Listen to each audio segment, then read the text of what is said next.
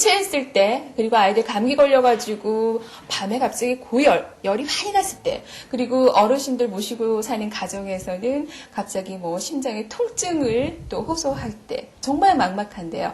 자, 오늘 수지침요법 강좌 제4부, 오늘은 응급 상황에 대처할 수 있는 수지침에 대해서 배워보도록 하겠습니다. 선생님 안녕하세요. 안녕하세요. 먼저 급체부터 좀 배워보도록 할까요? 예, 우리나라 사람들이 음식을 좀 급하게 먹는 습관이 있어서 급체 현상을 아주 수시로 많이 만날 수 있어요.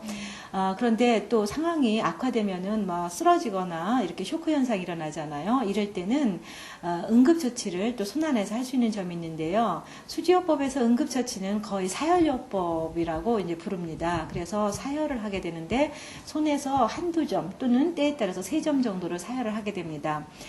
급체 있을 때는요, 손에서 사열하는데요. 자, 손 모형을 한번 보실까요? 네. 5번째 손가락에 내층 능선이 있어요. 옆면이네요. 예, 옆면.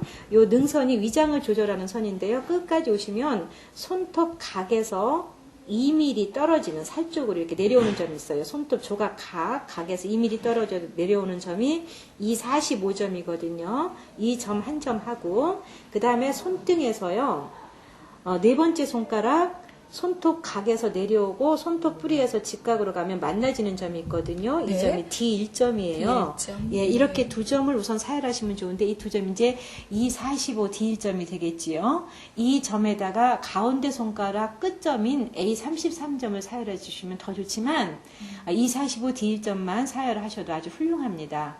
급체가 그럼 바로 이렇게 수혈할 그러면요. 되고 예, 예. 정말 다행이네요. 이 정도만 해서도. 예. 그래서 그리고 아이들, 그러니까 어린아이일수록 감기 걸리고 보면은 늘상 달고 다니는 아이들 많잖아요. 예, 예. 근데 괜찮다가 해도 밤에 갑자기 막 열이 확 나는 아이들, 엄마들 막 철렁 내려앉잖아요. 예, 예. 이럴 때 처방할 수 있는 방법이 있을까요? 예, 예. 아이 키우면서 정말 열 때문에 놀라지 않은 엄마들이 거의 없는데요. 열이 그렇게 안 좋다면서요? 예, 예. 특히 감기 걸렸을 때 열이 나는 거는요, 그 뇌막염을 일으킬 수가 있어요. 네. 그래서 아주 신속하게 처치를 좀 해주셔야 되는데, 병원에 갈 때 가더라도요, 병원 가기 전까지 그 두 점을 사열을 해주시면 아주 열이 신속하게 내리는데요. 어딘가요? 예, 편도선염도 마찬가지거든요. 그래서 우선 그 손등에서 조금 전에 그 급체했을 때 쓰였던 D1점 있죠? D1점. 자, 4번째 손가락 예, 각에서 예. 내려오고 뿌리에서 가서 직각으로 만나지는 D1점이고요. D1점. 네. 그거하고 똑같은 방법으로 5번째 손가락 손톱 뿌리해서 가고 그 다음에 각에서 내려와서 바깥쪽으로요. 각에서 내려와서 이 점이 제1점이에요. 그래서 제1점, D1점이 감기에는 제일 좋다. 이렇게 해서 제가 보통 강의 때는 이걸 잊지 말라고 감기에 제일 좋은 건 제일이에요. 이렇게 얘기를 하거든요. 그래서 네. 이 제1점하고 D1점을 사열해 주시면은 아이가 땀을 싹 나면서 그 열이 내려가요. 그래서 열을 쉽게 해소시켜 줄 수 있는 점이고요. 또 편도선염으로 이제 뭐를 못 넘기고 아주 고통스러워할 때도 이 두 점을 사열해 주시면 바로 편도선이 편안해져요. 그래서 이 두 점을 우리 수지요법에서는 즉효혈이다 그래요. 즉효혈, 예, 예. D1점하고 감기는 제1점. 예. 예. 뭐, 그리고 이런 경우에는 좀 드물지 모르겠는데, 사람이 갑자기 졸도하는 경우. 그럼요. 예. 예. 그럴 땐 또 어떻게 해야 됩니까? 예, 보통 이제 우리 인사불성 졸도 이런 얘기 많이 하잖아요. 그리고 이제 특히 혈압이 높을 때 또는 중풍으로 갑자기 쓰러졌을 때 이럴 때 이제 가장 좋은 게 또 사열요법인데요. 우선 간단하게는 A33번이라고 그래서 네. 가운데 손가락 이렇게 살하고 손톱하고 만나는 중앙점이요. 여기서 2mm 떨어지는 점인데 이 점을 사열을 해요. 피를 빼내게 됩니다. 근데 이렇게 해서 만약에 깨어나지 않을 경우에는 똑같은 방법으로 열 손가락 끝을 사열을 해요. 네. 근데 이렇게 열 손가락 끝을 사열할 때 보통 우리가 이제 수십선혈이다 이렇게 얘기를 하는데요. 보통 아주 급할 때는 집에 있는 바늘이나 이런 거 쓰셔도 되죠. 주사 바늘이나. 그런데 이제 수지요법에서는 사열침이라고 그래서 이렇게 아주 간단하게 생긴 피를 볼펜 뽑는, 네.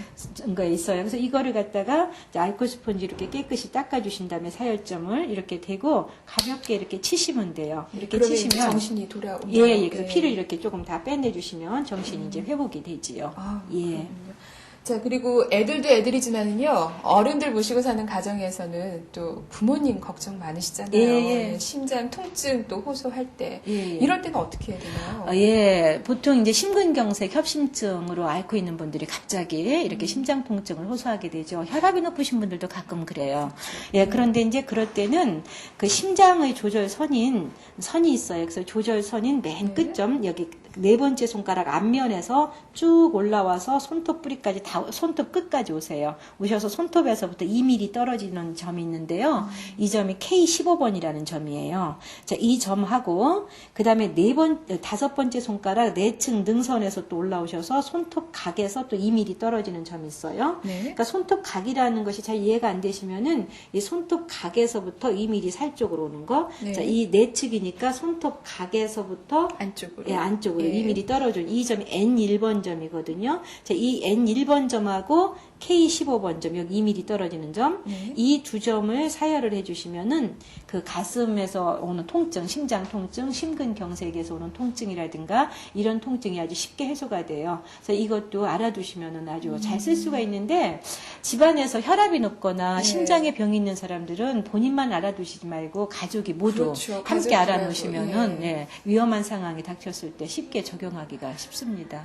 자, 그리고 이건 좀 응급 상황은 아니지만 여성분들한테는 굉장히 고통스러운 상황이 될 수도 있거든요. 생리통 있지 않습니까? 네. 굉장히 고통을 호소하시는 분들이 있어요. 예, 예. 아무도 모른다. 예, 맞아요. 생리통은 여성만이 느끼는 고통이죠. 그러면서 병은 아니고, 그러니까 뭐, 당연히 생리통이 있나 보다라고 그냥 지내시는데요. 이 생리통으로 고통스러울 때 막 쇼크 일어나고, 그렇죠. 며칠씩 뭐, 직장에 결근하는 사람들도 있고, 심지어 길을 갔다가 또 쓰러지는 걷다가도, 사람도 예, 예. 있어요. 예, 그리고 학교에서는 아이들이 이때 시험 못 보는 경우도 있고 이래요. 그럴 때는 이때도 이제 응급으로 생리통을 해소해줘야 되기 때문에 사혈요법이 좋은데요. 사혈을 하면 통증은 멎지만 그것이 생리통이 완전히 없어지지는 않아요. 그래서 생리통을 완전히 없애기 위해서는 뜸을 해주는 게 좋은데요. 지난 시간에 뜸 우리 한번 했었잖아요. 네. 그 방법대로 하시면 한 2개월 정도 하루에 한 번씩 하시면 생리통은 완전히 없어져요.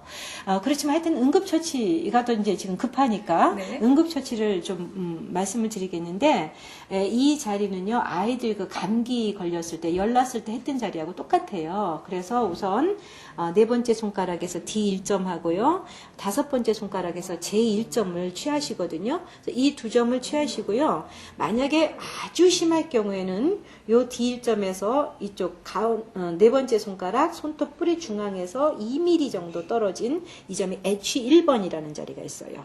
그래서 이 세 점을 함께 쓰시면 좋아요. J1번, D1번, H1번까지 하시면은 그 생리통으로 고생하는 그런 통증이 쉽게 해소가 될 수 있습니다. 예, 이렇게 생리통까지 배워봤는데 선생님 좀 아쉽네요. 네, 그러시죠. 예, 지금까지 알아본 거는 정말 간단한 방법이에요. 그렇지만 알아두시면 아주 요긴하게 쓸 수 있는 방법들이죠. 간단하게는 손운동부터 응급처치까지 그렇죠. 그런데 좀 더 건강 관리도 하고 질병 치료도 하려면은 체계적으로 배우셔야 돼요. 기초 과정부터 여러 가지 교육기관이 있으니까 많이 익혀두시면은 아주 건강 홀로서기에 네. 모자람이 없는 그런 관리 방법이 될 것입니다.